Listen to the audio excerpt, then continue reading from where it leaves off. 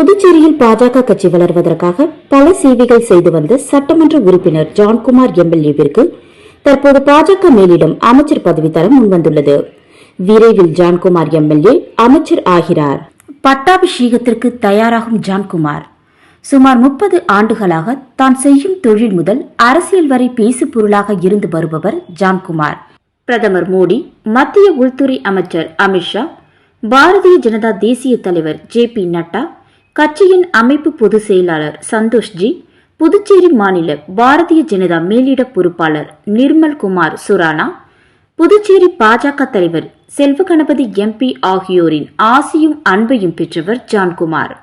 பொறுத்தார் பூமி ஆழ்வார் என்பதை அவர்களுடைய பல ஆண்டு அரசியல் மூலம் கற்றுத் தேர்ந்த ஜான்குமார் எம்எல்ஏ அவர்களுடைய வழியில் புதுச்சேரி அரசியலில் அமைச்சராகிறார். பல்வேறு தொழில்களை செய்யும் பொழுதே மக்கள் இதயங்களை தொட்டவர் ஜான்குமார்.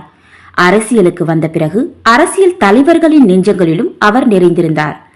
தொட்டதெல்லாம் துலங்கும் என்பதற்கு உதாரணமாக திகழும் ஜான்குமார் அனைத்திலும் வெற்றி வாகை சூடி மக்கள் மனங்களில் நினைத்து நிற்கிறார்.